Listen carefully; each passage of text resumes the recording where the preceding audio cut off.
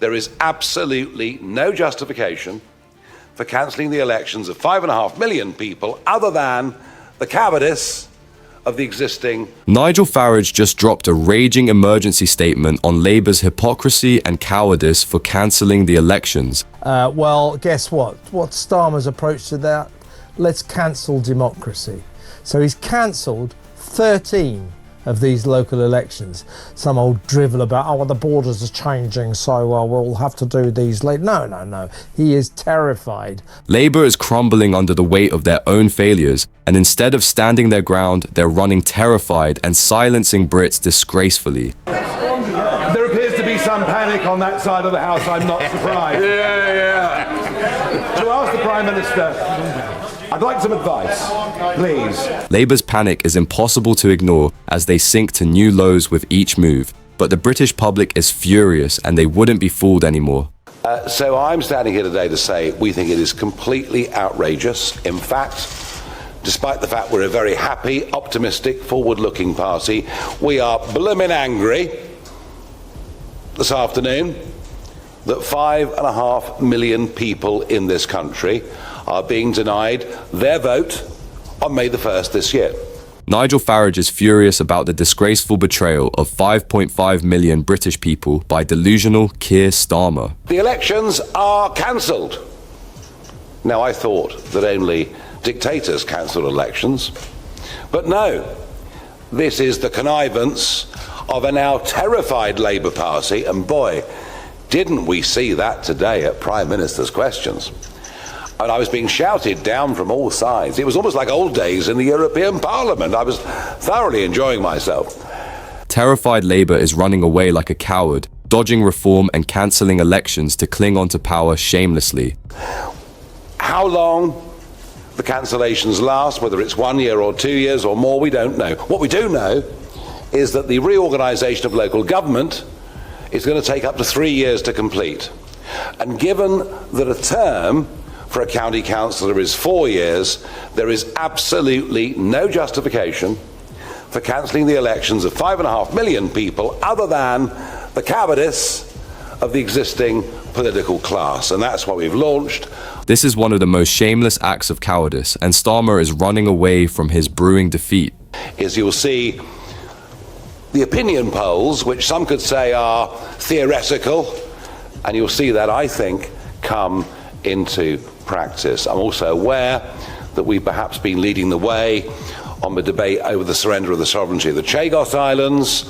I'm aware that the Labour Party suddenly think we want to charge everybody £50,000 for a GP appointment, and we'll answer that.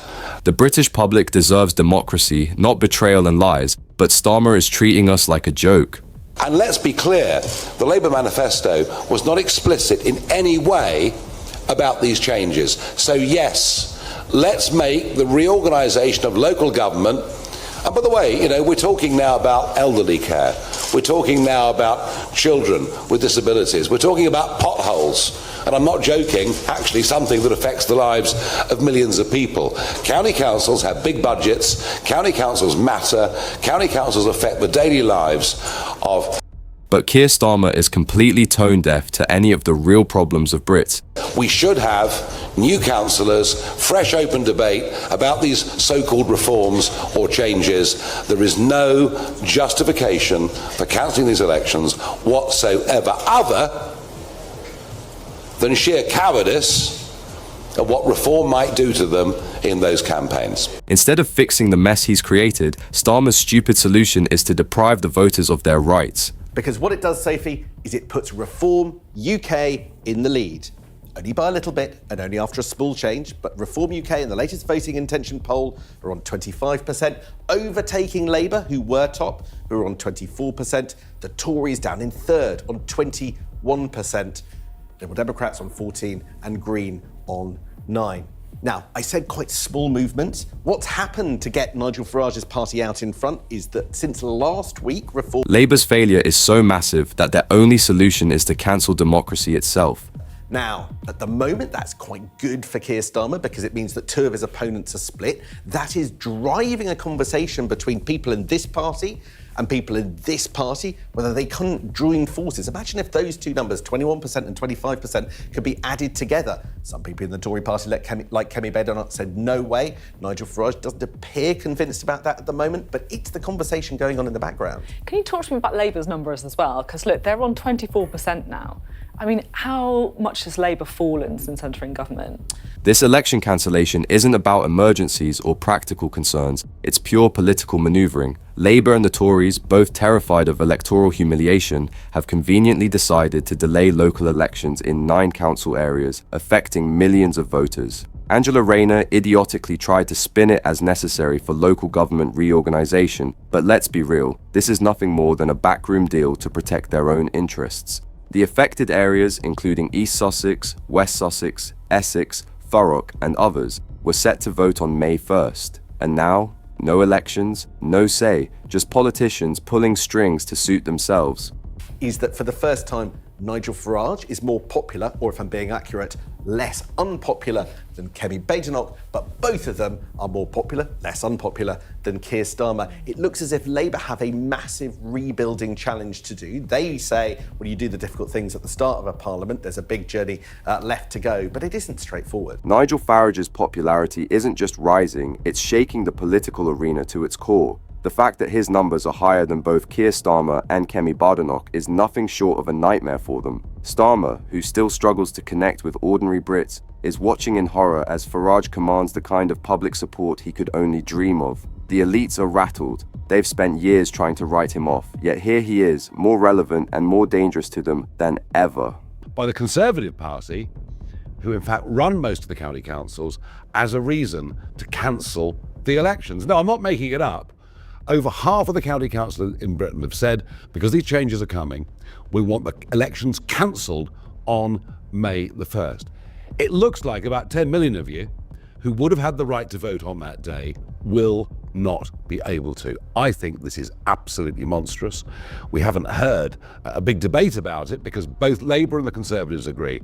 They are terrified of the rise. Nigel Farage isn't holding back, and honestly, who can blame him? He just tore Keir Starmer over the shocking decision to cancel local elections. Millions of people who were supposed to vote on May 1st are now being told, sorry, not happening. And for what? A so-called local government reorganisation. Farage called it utterly monstrous, and let's be real, he's absolutely right. This isn't just some minor scheduling issue. This is an outright attack on democracy. The message is clear. Your vote only matters when it's convenient for them. Of reform. They know just how well we're going to do on May the 1st, and they've cancelled the elections in many of our strongest areas. Well, I promise you, we will fight those that are still up. We will do well, but I'm pretty angry. This denial of our democracy is something that is fundamentally un-British, anti-British, it's undemocratic, and it shows how rotten the whole system is now in British politics. There is no doubt in my mind, when you look at it, that Britain is broken. The reality is that Labour's fear is real. Remember, when we had the English County Council elections, and it was a landslide for Boris Johnson's government, people made their choice loud and clear. But now, those same voters, many of them in Conservative-controlled areas, are being told they won't get their say this time around. If you're in East Sussex, West Sussex, Essex, Thurrock, Hampshire, the Isle of Wight, Norfolk, Suffolk, or Surrey, you're out of luck. No vote for you. So much for fairness, right? If this were happening in Labour strongholds, you can bet Starmer and his cronies would be screaming about assaults on democracy. But since it benefits them, they're happy to pretend it's all fine. Thank you, Mr. Speaker. If I can assure the honourable member for Rugby that Reform want healthcare to be free at the point of delivery.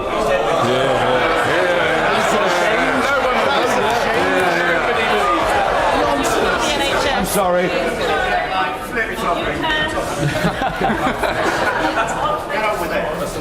I'm sorry, Mr. Speaker. There appears to be some panic on that side of the House. I'm not surprised. To ask the Prime Minister. Labour has just hit a new low, and this time they've exposed themselves in the worst way possible. At PMQs, their MPs openly mocked Nigel Farage, laughing and jeering like a pack of schoolchildren. But behind the forced grins and staged arrogance, the panic was obvious. They weren't laughing because they're confident. They were scrambling to cover up their fear. Farage has shaken them to the core, and they know it. This isn't just political rivalry. This is desperation from a party that sees its grip on power slipping away. They are panicking, aren't they?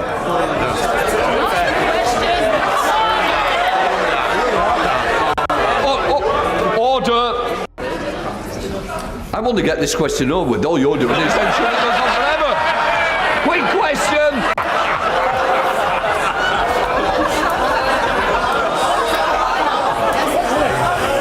To ask the Prime Minister for some advice, what do I say to 25,000 constituents? They thought they were humiliating Farage, but the only ones who looked pathetic were Labour MPs themselves. Their mockery wasn't a show of strength, it was a public meltdown, because deep down, they understand what's happening. Farage is exposing their every failure, Southport's cover-up, their refusal to hold an inquiry into grooming gangs, and their disgraceful betrayal of selling Chagos Island. Every time they attack him, they remind the British people exactly why he's needed. The more they sneer, the more obvious their fear becomes. What do I say, Prime Minister, to 25,000 constituents in Clacton, including 99-year-old Jim O'Dwyer, who flew a full set of missions on Lancaster bombers as tail end Charlie, as they're losing their winter fuel allowance, feeling the pinch, whilst at the same time we're prepared to give away a military base and pay £18 billion for the privilege of doing so. Mr. Speaker, he talks of panic. The only panic is people using the NHS. Labour has become a national embarrassment. Instead of answering for their failures, they lash out like cornered animals, hoping that ridicule will save them. But the British public isn't stupid. They see through the performance. Farage is saying what millions are thinking, and Labour knows it. That's why they're terrified. Because every insult, every desperate attempt to undermine him only proves one thing: Farage is winning and Labour is crumbling under the weight of its own disgrace. Let's recall why they hate Farage. Yeah, of course. What's your reaction to the news of this public inquiry tonight from the Home Secretary into the Southport murders? 24 hours after the triple murder, when online speculation was going absolutely crazy as to the identity of this individual and what his motivations might be, I posted a video in which I asked the question: was this man known to the authorities? Why are you not? Nigel Farage has been slamming Keir Starmer for his past cover-ups and lies, accusing the Labour leader of misleading the public time and time again. He has always pointed out how Starmer's record is filled with deception, from his handling of key issues to his failure to stand by his promises. With every exposed truth, Starmer's credibility continues to crumble. Telling us the truth. And for that, I was vilified. From senior newspaper publications, broadcasters, politicians, just for asking for the truth. I was apparently somebody who was encouraging rioting. The opposite was the case. The British public can deal with the truth. It's when there's a vacuum that you get a difficult situation. The more Farage speaks out, the more it becomes clear that Labour is running scared. Farage's bold statements are gaining traction, making them uncomfortable as the public begins to listen. Starmer's attempts to sidestep the truth are no longer as effective in a climate where transparency is demanded. Was known to the authorities. So what happened here was the Liverpool police covered up the truth. The Home Secretary covered up the truth. The Prime Minister covered up the truth. And we were told in the House of Commons we weren't even allowed to ask a question about this man's identity. Almost as if parliamentary privilege had been stripped away. What Labour fears most now is that Farage is not just a voice of dissent, but a growing voice of the British people. His words resonate with those frustrated by years of broken promises, and as he gains support, the pressure on Starmer intensifies. The party can no longer ignore the truth Farage is relentlessly bringing to the forefront. Welcome back to State of the Nation tonight with me, Matt Goodwin. So, is the Labour Party running scared from Nigel Farage and reform? GB News' political editor Christopher Hope highlighted this question from today's Prime Minister's questions in Parliament. Check it out. The Honourable Member for Clacton says that his party is, and I quote, open to anything when it comes to changing our NHS. And it's not just Reform UK calling foul. The Liberal Democrats have branded it a disgraceful stitch-up, and for once they're not wrong. Labour claims this is about devolution, handing more power to local governments, but critics aren't buying it. Instead of giving communities more control, this move smells like an attempt to tighten Labour's grip and shut out opposition. If they were really about empowering people, they wouldn't strip 5.5 million of them of their right to vote. They're not decentralising power, they're hoarding it. And let's be honest, the Labour Party should be panicking about the rise of reform. Up until now, the government's policy on reform has been to effectively pretend that it doesn't exist and deflect criticism towards the Conservative Party. But that strategy no longer works. Reform UK, as we've seen in the polls over the last week, is now number one. It's just polled 25%, with YouGov to Labour's 24% and the Tories way back on 21%. The government today... The panic inside Westminster is undeniable. The government isn't sweating over the so-called official opposition anymore. It's Reform UK that's shaking things up. Labour and the Tories both expected to keep playing their tired game of swapping power every few years. But now, Reform is forcing its way into the conversation and they don't know how to handle it. Just look at what's happening inside Labour itself. Even Labour backbenchers are pressuring Starmer to crack down on immigration, not because they suddenly care, but because they're terrified of losing their seats to Reform. That's how deep this shift goes. Reform isn't just rattling them, it's forcing them to admit that their grip on power isn't as secure as they thought. And today's events in Parliament barely scratch the surface. The Guardian, for example, has reported today that a backbench group of Labour MPs are now applying pressure on Keir Starmer and his government to get immigration under control because their seats are under threat from reform. Indeed, The Guardian reported today that Downing Street has dispatched data and strategy experts to advise Labour MPs on issues that are resonating with reform voters. And let's be real about immigration crisis in Britain. This crisis isn't just in Labour's hands. It's been a decades-long betrayal by both Labour and Tories. The Tories have been in power for years, promising crackdowns and delivering nothing. Meanwhile, Keir Starmer's Labour shrugs off any real solutions, rejecting even the idea of a migration cap. The Home Office says they have a plan to restore order to the immigration system, but after years of empty talk, who believes them?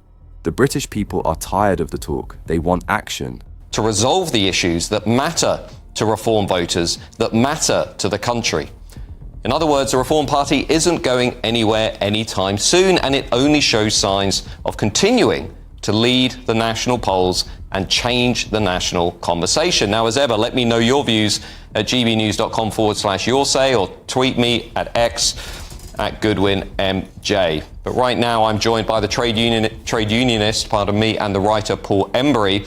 Paul, you have an intimate understanding of the Labour Party and the people who have been moving from the Labour Party over the last decade or so. Labour is running out of time. They can keep making empty promises, dodging tough questions, and pretending immigration isn't a major concern for voters. But that strategy isn't working anymore. People have had enough. Communities are feeling the strain, public services are overwhelmed, and yet Starmer and his team refuse to take decisive action. The warning signs are flashing bright red. Reform UK is surging, voters are shifting, and even Labour's own backbenchers are starting to panic. If Labour doesn't get serious about controlling immigration, they won't just lose a few seats. They could face a collapse that makes their 2019 defeat look mild in comparison. Do you think after all that time, after the last 15 years or so, do you think the Labour Party really gets the scale of the threat that's about to come to the Labour Party at the next general election from Nigel Farage and reform? Well, good evening, Matt. I think some of them do. We've seen this Red Wall caucus of MPs who I think have correctly identified the threat from reform in their constituencies. They know it's important to... The hypocrisy of Labour's leadership is staggering. On one hand, they promise to take action on immigration issue. On the other hand, they decriminalise the illegal migrants. They think they can ride out the storm with weak policies and PR spin, but the reality is sinking in fast. The working class voters who once formed Labour's backbone are looking elsewhere. They see a party more interested in appeasing left-wing activists than actually listening to the concerns of ordinary people. If Labour doesn't make a real move, tightening border controls, enforcing laws properly, and proving they actually care, they're handing Reform UK the perfect opportunity to steal their voter base. And at this rate, it won't be long before Reform is the real opposition, leaving Labour in the dust. down. They know it's important to get economic growth. They understand the importance of reducing NHS waiting lists, tackling the housing crisis and so on, making sure there's a fair transition on net zero. So I think it's heartening for somebody on the left like me to know that there are people within the Labour Party who get that. But look, let's not make any mistake, there are lots of people in the party and the wider Labour movement, including the trade unions, who are very uncomfortable with all of this stuff. Labour's biggest mistake is forgetting who they were supposed to stand for. Traditional Labour voters, working class Brits who built this country, are walking away because they feel completely abandoned. The party that once fought for economic fairness and secure jobs now champions globalist policies that gut industries and leave communities behind. They promised stability but delivered deindustrialization. They swore to protect working people but ignored the rapid demographic changes that have reshaped towns without any real plan to help local communities adapt. Labour thought these voters would stay loyal forever, but the truth is clear, they won't stick around for a party that no longer represents them. Fortunately, it's those people who are largely responsible for millions of working class voters abandoning the Labour Party over recent years. So, you know, when it comes to whether or not they point the way forward, I would argue very much that they don't. I mean, Paul, the way I see it is mass immigration is going to become the new Brexit in this country. The 75% of Brits are really concerned about the scale of migration. They want it reduced. They want the borders controlled. And that issue is going to cut across the Labour Party support in the Red Wall, in Wales, in the northeast. This isn't just a slow drift away. It's a full-blown rebellion. Working class voters aren't switching to right-wing parties because they suddenly love conservatism. They're doing it because Labour has left them with no choice. People want economic security. They want their communities to feel safe, familiar, and respected. But instead of addressing these concerns, Labour dismisses them as outdated or worse, bigoted. That arrogance is driving voters straight into the arms of Reform UK, a party that actually listens, actually responds, and isn't afraid to challenge the status quo. Labour is on the edge of a political earthquake, and they have no one to blame but themselves. They abandoned their base, ignored the warning signs, and now they're scrambling to stop the bleeding. But at this point, it might be too late.